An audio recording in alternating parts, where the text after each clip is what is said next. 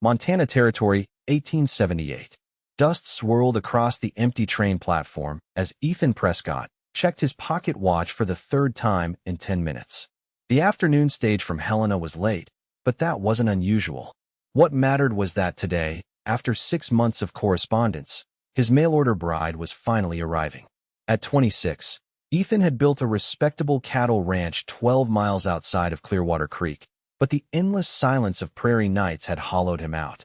A man wasn't meant to face the frontier alone. At least that's what the advertisement in the matrimonial news had promised. Still waiting, Prescott called Jacob Miller, the station master, as he swept debris from the previous train's arrival. "She'll be here," Ethan replied with more confidence than he felt, adjusting the string tie that felt like a noose around his neck. His usually tanned face had been scrubbed pink that morning, his light brown hair slicked neatly beneath a new Stetson he'd purchased specifically for the occasion. Ethan had learned young that attachment was the quickest path to heartbreak in the West. His parents' graves on a failed homestead in Kansas had taught him that lesson by age 12. The rest of his education came from 10 hard years of drifting, working cattle, and watching good men die from accidents, illness, or the business end of a six-shooter.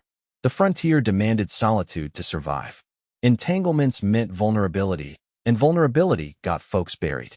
Yet here he stood, holding a faded daguerreotype of Hannah Jameson, age 22, a schoolteacher from Philadelphia with delicate features and promises of domestic comfort written in elegant script. The letters they'd exchanged painted a life he'd never allowed himself to imagine. Children's laughter echoing through a home that wasn't just shelter, but sanctuary. Still, doubt not at him. What did a refined Eastern woman know of this unforgiving land? And what did he know of being anything but alone? The distant rumble of wagon wheels drew Ethan's attention. His heartbeat quickened as the stagecoach emerged from a cloud of dust. Horses lathered from the grueling mountain passes. He straightened his vest, ran a hand over his freshly shaven jaw, and tried to remember the greeting he'd rehearsed 100 times in the privacy of his cabin. The coach lurched to a stop. The driver secured the reins and jumped down to open the door. Ethan held his breath as passengers began to disembark. A gray-haired couple, a traveling salesman with a sample case, a young man in an ill-fitting suit. But no woman matching Hannah's description. No woman alone at all. "That everyone?" Ethan asked, his voice tight. The driver nodded. "Just the 4 today. There was supposed to be a young woman." "Hannah Jameson? From Philadelphia?" The driver shrugged. "No women traveling alone on this run." Ethan stood motionless as the station emptied, the daguerreotype heavy in his hand. His mail-order bride, the woman he'd prepared a home for, the future he'd cautiously begun to envision, hadn't come. "Probably got cold feet," Miller said with practiced sympathy. "Happens more often than not. These Eastern ladies read about Indians and outlaws and decide civilized society's the safer bet." Ethan nodded stiffly, unable to admit the disappointment crushing his chest. He'd allowed himself to hope, and the frontier had reminded him why that was folly. "I'll be back for next week's stage," he said, though they both knew it was a lie. As Ethan mounted his horse for the long ride home, he hardened his resolve. The empty house waiting for him was reminder enough. A man survived the Western Territories by relying on himself and nothing more. Love was a luxury the frontier didn't permit. At least now he could get back to what he knew: cattle, solitude, and the certainty that neither would betray him. The 3-hour ride gave him ample time to rebuild the walls around his heart, brick by imaginary brick. By the time his ranch came into view, the sturdy 2-room cabin he'd expanded with a proper bedroom for a bride who would never arrive. Ethan had convinced himself this outcome was for the best. He'd been a fool to think otherwise. He was halfway to the barn when he noticed smoke rising from his chimney. Ethan's hand moved instinctively to his holster. In these parts, smoke from your own chimney when you lived alone meant only one thing: trouble. He dismounted quietly, tethering his horse behind the small tool shed where it wouldn't be seen. Drawing his Colt, he approached the cabin with the caution of a man who'd survived a decade on the frontier. Through the window, he caught movement, a flash of blue fabric. Squatters, maybe. Or worse, the Blackwell gang that had been terrorizing homesteads north of Helena. Either way, they'd chosen the wrong day to trespass on Ethan Prescott's property. He kicked the door open, gun raised. "Don't move," A startled scream answered him as a young woman in a cornflower blue traveling dress nearly dropped the cast iron skillet she was holding.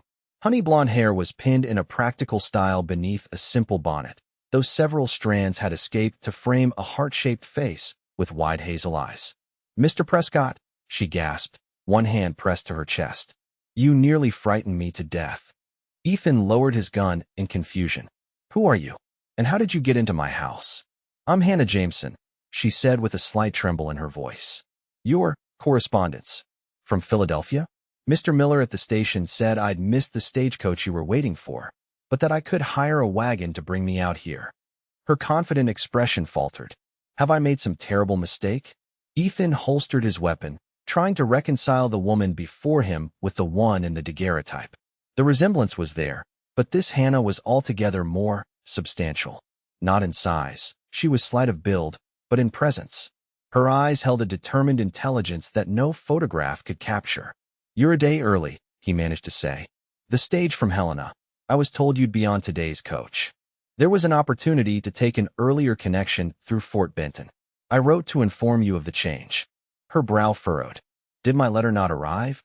Ethan hadn't checked his postbox in Clearwater Creek for nearly 2 weeks, convinced he'd collect any correspondence when he met Hannah's stage. The irony was not lost on him. "I didn't receive it," he admitted. "I apologize for the welcome." An awkward silence stretched between them as the reality of their situation settled in. This woman had traveled nearly 2,000 miles to marry a man she knew only through letters, only to be greeted at gunpoint. Hannah cleared her throat. "I've taken the liberty of preparing a meal. The journey was long, and I thought—" She gestured to the table where she'd set 2 places with the mismatched dishes Ethan rarely bothered to use. It was such a simple thing, a table set for 2, but it pierced something within him. For 6 years, he'd eaten standing at his counter or seated alone, efficiency trumping ceremony. The sight of those 2 plates facing each other spoke of connection, of sharing not just food, but time and words. "That was thoughtful," he said, removing his hat. "I should see to my horse first." Outside, Ethan leaned against the barn wall and drew a shaky breath. Hannah Jameson had not only arrived, she'd arrived early, determined enough to find her way to his remote property alone. Everything he'd convinced himself on that bitter ride home, that attachment was weakness, that he was better off alone, now stood challenged by a woman in a blue dress who'd traveled across the continent to a life she couldn't possibly understand. By the time Ethan returned to the cabin, Hannah had laid out a surprisingly appetizing meal from his meager pantry supplies. They ate in uncomfortable silence at first, stealing glances at one another like skittish colts. "Your home is lovely," Hannah offered finally. "Sturdier than I expected." Ethan looked around as if seeing the cabin through her eyes. The hand-planed pine walls, the stone fireplace he'd constructed himself, the bookshelf with its dozen well-worn volumes. "It's nothing like Philadelphia," he said. "No," she agreed with unexpected candor. "It isn't. But Philadelphia had little left for me after my father's passing." She set down her fork. "Mr. Prescott, I believe in direct speech.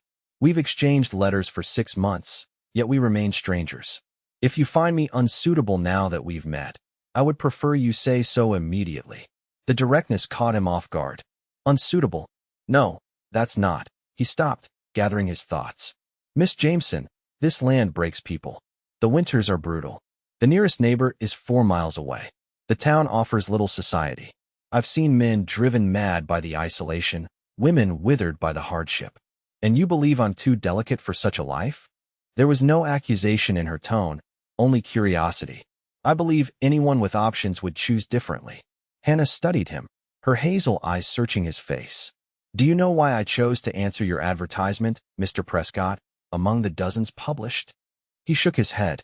"You wrote that you sought a partner, not a servant. That you'd built something worth sharing, not exploiting."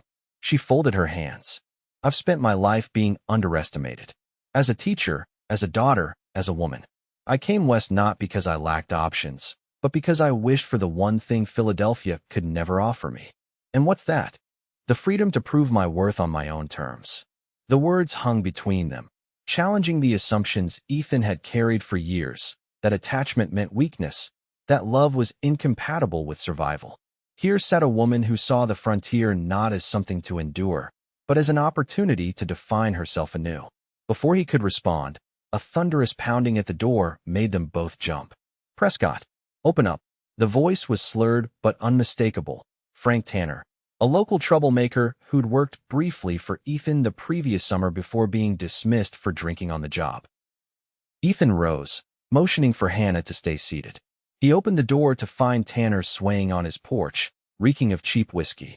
"Heard you got yourself a mail-order bride," Tanner leered, peering past Ethan to where Hannah sat. "Wanted to see if she was as pretty as Miller said." "You're drunk, Frank. Go home. Ain't that something to celebrate? Man living alone all these years finally getting himself some company." His gaze fixed inappropriately on Hannah. "Pretty little thing, ain't she?" Ethan stepped fully into the doorway, blocking Tanner's view. "This isn't a social call. Get on your horse and ride out before this turns unpleasant." Tanner's expression darkened. "Always thought you were better than the rest of us, Prescott. Too good to drink with the boys in town, too proud to socialize. Now I see why. Saving yourself for imported goods."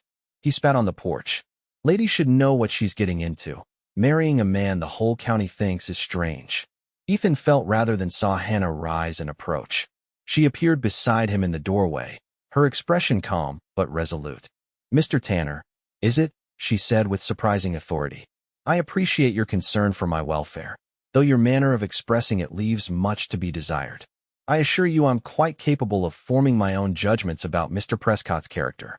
Now, as we were in the middle of our evening meal, perhaps you might continue your journey." Tanner blinked, clearly unprepared for such composure. "Well, good evening, Mr. Tanner," she said firmly, and stepped back, allowing Ethan to close the door. In the sudden quiet, Ethan found himself staring at Hannah with new appreciation. "That was presumptuous," she offered, a hint of uncertainty creeping into her voice. "I apologize if I overstepped." "Impressive," he corrected. "Most newcomers find Tanner intimidating." Hannah returned to the table, arranging her skirts as she sat. "Bullies exist in Philadelphia schools just as they do on Montana ranches, Mr. Prescott. The costume may differ, but the character remains the same." For the first time since her arrival, Ethan smiled, a genuine expression that softened the hard angles of his face. "Please, call me Ethan." "Ethan," she repeated, returning his smile. "And I'm Hannah." Something shifted between them in that moment. Not love, not yet, but possibility. The possibility that his carefully constructed belief about frontier solitude might be wrong. That perhaps strength could be found in partnership rather than isolation. As the weeks passed, that possibility blossomed into something neither had anticipated. Their wedding, a simple ceremony in Clearwater Creek's small church, was delayed by mutual agreement until they knew each other better, but their partnership began immediately. Hannah proved remarkably adaptable to ranch life. Though she struggled with certain tasks, the wood stove remained a temperamental adversary. She approached each challenge with determination. She transformed the sparse cabin with small touches: curtains sewn from flour sacks, wildflowers in tin cans, a braided rug beside the bed. More significantly, she brought laughter into rooms that had known only silence. For Ethan, Hannah's presence was both comforting and disorienting. He found himself looking forward to evenings when they would sit by the fire, she reading aloud from one of his books while he repaired tack or cleaned his rifle. The routines of solitude that had sustained him for years now felt hollow compared to shared meals and conversations that stretched long into the night. Yet his old fears resurfaced at unexpected moments. When Hannah fell ill with a fever after being caught in a sudden downpour, Ethan spent 3 sleepless nights by her bedside, terror gripping him each time her breathing grew labored. The prospect of losing her made him realize how quickly she had become essential to his life, and how dangerous that dependency might be. "You should return to Philadelphia," he told her when her fever finally broke. "Before winter sets in. The isolation here, it wears on even the strongest spirit." Hannah, still weak but clear-eyed, studied his face. "Are you sending me away, Ethan Prescott? I'm offering you an escape before you're trapped. And if I don't wish to escape?" He looked away. "You don't understand what's coming. Blizzards that last weeks. Temperatures that freeze cattle in the fields. Days when the silence is so complete you begin to question your own thoughts. And you believe I'm incapable of withstanding these hardships. I believe no one should have to. Hannah pushed herself to sitting position, her golden hair falling loose around shoulders that seemed too slender to bear frontier burdens. Did it not occur to you that I might find value in facing such challenges? That I might prefer honest hardship beside you to comfortable loneliness in Philadelphia? Her words struck at the heart of his fear, not that she was too fragile for this life, but that he had grown too attached to her presence in it, that he had allowed himself to need someone again, after promising himself he never would. Before he could respond, hoofbeats approached outside, unusual for their remote location. Ethan went to the window, his hand instinctively reaching for the rifle mounted above the door. 3 riders approached, one leading a 4th horse with something, or someone, slumped across its saddle. Stay inside, he told Hannah, retrieving his rifle and stepping onto the porch. The lead rider raised a hand in greeting. Prescott. Name's Howard Jenkins. Sheriff over in Granite Falls sent us. We're tracking the Blackwell gang. Hit a stagecoach yesterday. Found this fellow wandering. Says he knows you. As they drew closer, Ethan recognized the slumped figure, Sam Carter, a young cowhand who'd helped with spring branding. Blood darkened the side of his shirt. Bring him inside, Ethan called, caution giving way to concern. Despite her weakened state, Hannah immediately began organizing care for the wounded man. She directed the visitors to place Sam on their bed, then gathered clean linens and hot water while Ethan extracted the bullet from Sam's side, a painful process that left them all shaken. Ambushed the stage 6 miles north of Clearwater Creek, Jenkins explained as Hannah tended to Sam. Took the strongbox and shot the driver. Your man here was riding escort. Got winged trying to defend the passengers. The Blackwells don't usually venture this far south, Ethan said. They're getting bolder. Word is they're planning something big before winter. Maybe the payroll shipment for the Helena mines. Jenkins removed his hat, revealing a weathered face creased with worry. We could use an experienced man like you, Prescott. Someone who knows the territory. I don't ride with posses anymore, Ethan replied stiffly. Jenkins nodded toward Hannah. Understand you've got responsibilities now. But if they hit that payroll, they'll have enough money to hold up all winter, then start again come spring. No ranch, no town will be safe. After the men departed, promising to return for Sam in a few days when he could travel, an uneasy silence fell over the cabin. Hannah busied herself preparing a poultice for Sam's wound, her movements efficient despite her recent illness. You've done this before, Ethan observed.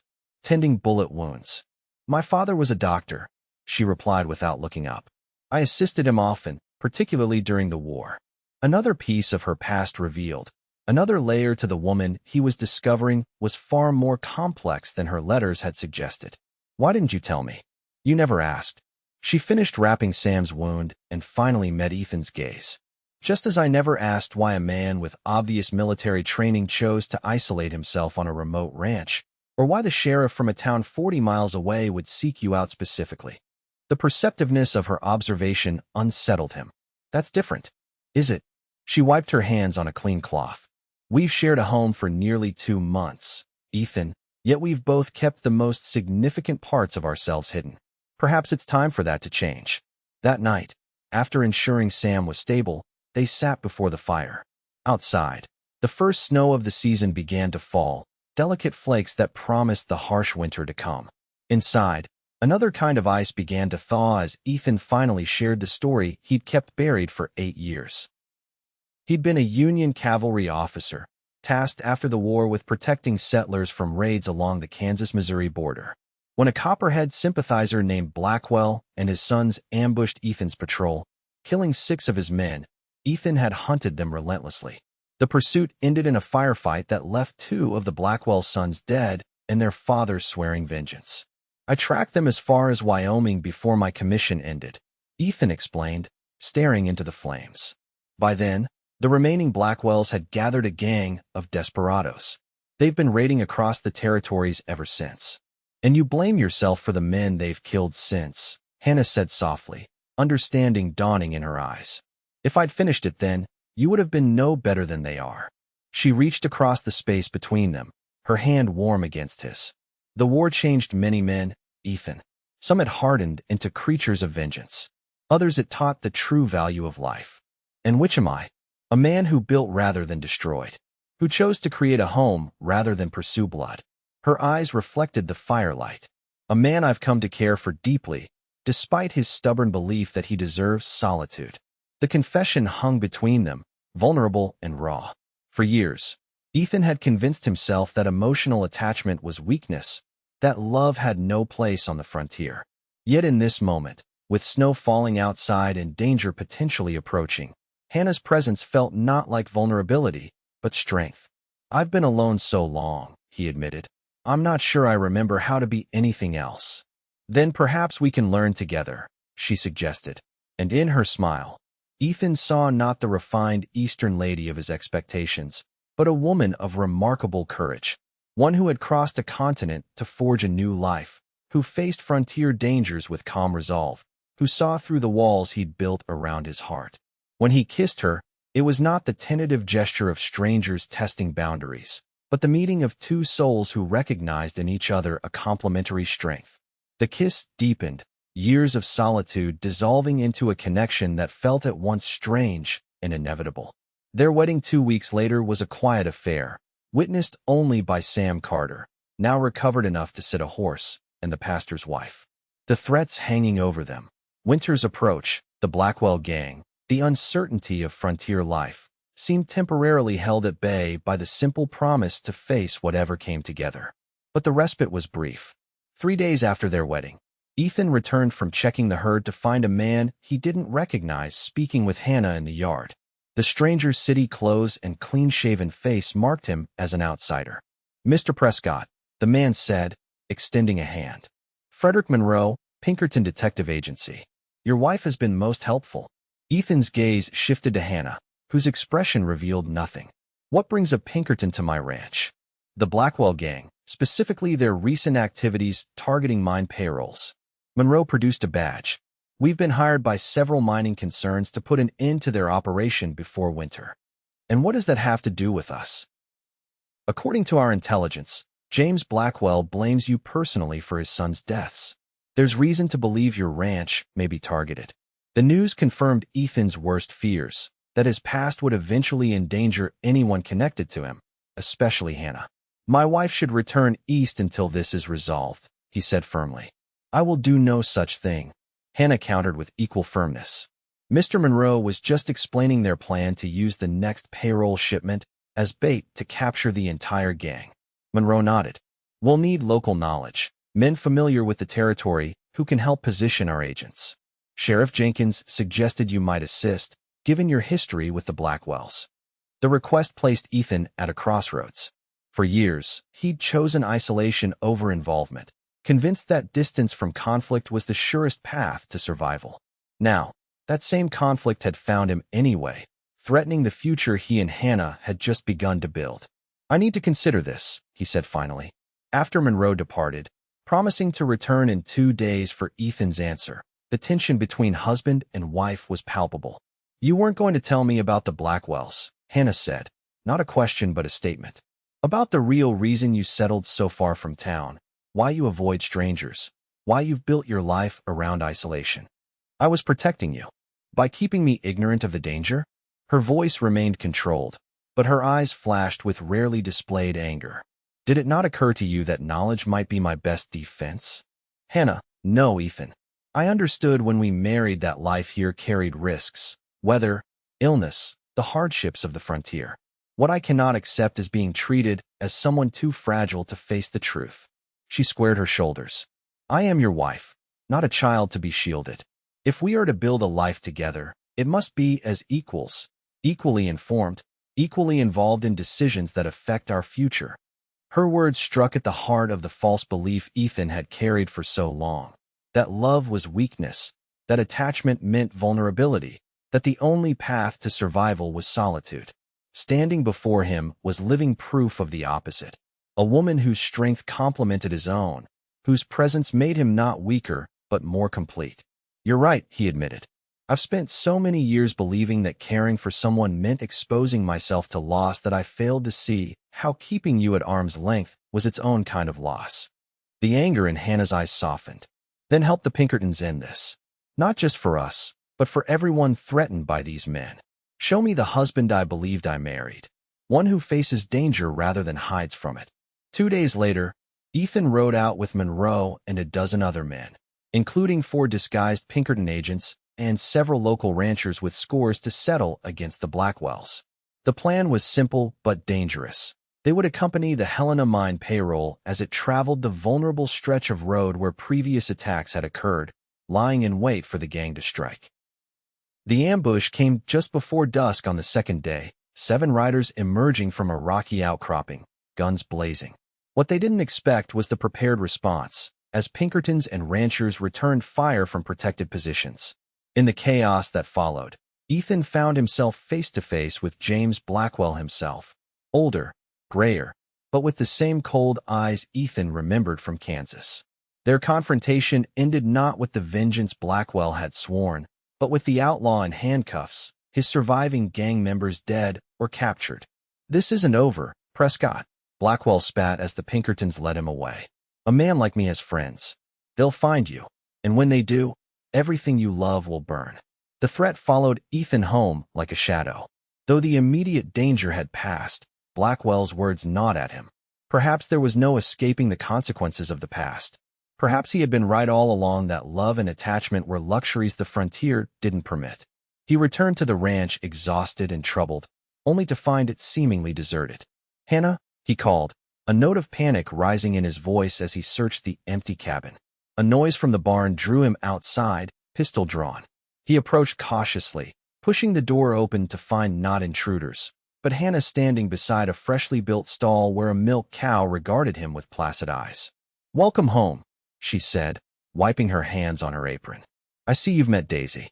Mr. Jenkins helped me bring her from town yesterday, an early Christmas gift. I thought we might appreciate fresh milk through the winter." The simple domesticity of the scene, his wife in a work-worn dress, a cow contentedly chewing hay in their barn, struck Ethan with unexpected force. While he had been confronting ghosts from his past, Hannah had been building their future. "The Blackwells?" she asked, noting his disheveled appearance. "Captured or dead?" But Blackwell threatened. "Of course he did," she interrupted with surprising calm. "Men like that always threaten. It gives them the illusion of power, even in defeat." She approached, taking his hand. "Come, you need rest and food. Then we can discuss what happens next." Later, after a hot meal and sitting before the fire that had become their place of truest conversation, Ethan finally voiced the fear that had haunted him since Blackwell's capture. "Perhaps you were right before," he said. "Perhaps you should return east, at least for a while, until we're certain the danger has passed." Hannah studied him with those perceptive hazel eyes.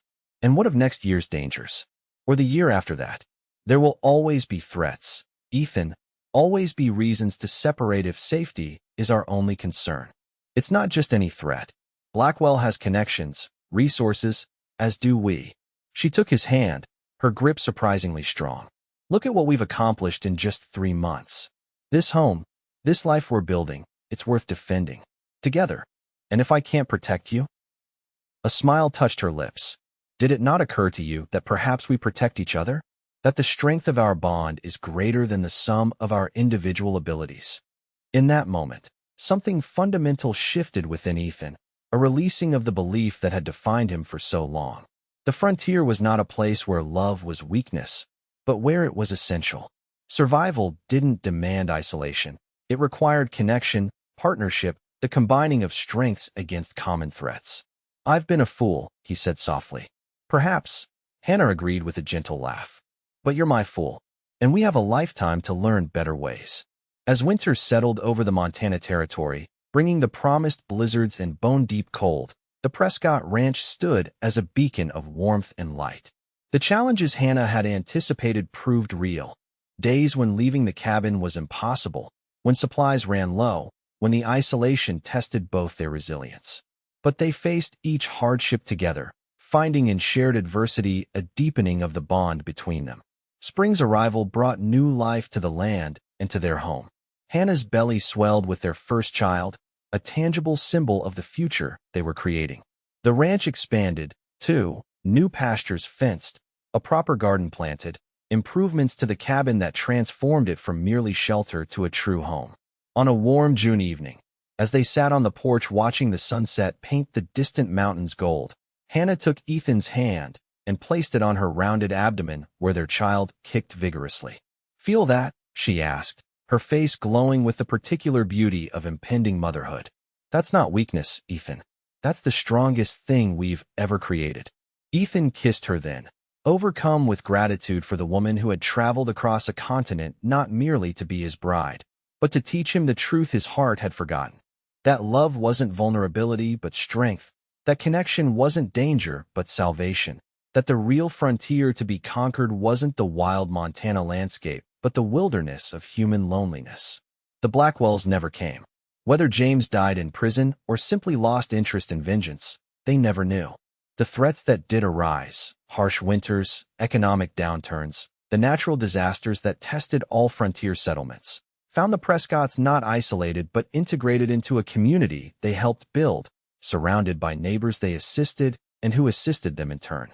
Years later, when their children asked how they met, Ethan would tell of waiting at the train station for a mail-order bride who never arrived, only to find her already making herself at home in his kitchen. Hannah would laugh and correct him. She had arrived, just not when or how he expected. The story became family legend, a reminder that love often appears not according to plan, but precisely when and where it's most needed.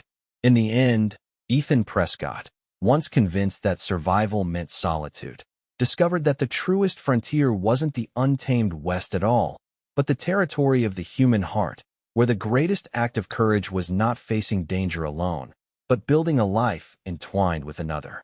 And Hannah, who had journeyed west seeking freedom and purpose, found both in a partnership that defied the harsh realities of frontier life, not by denying them, but by facing them together.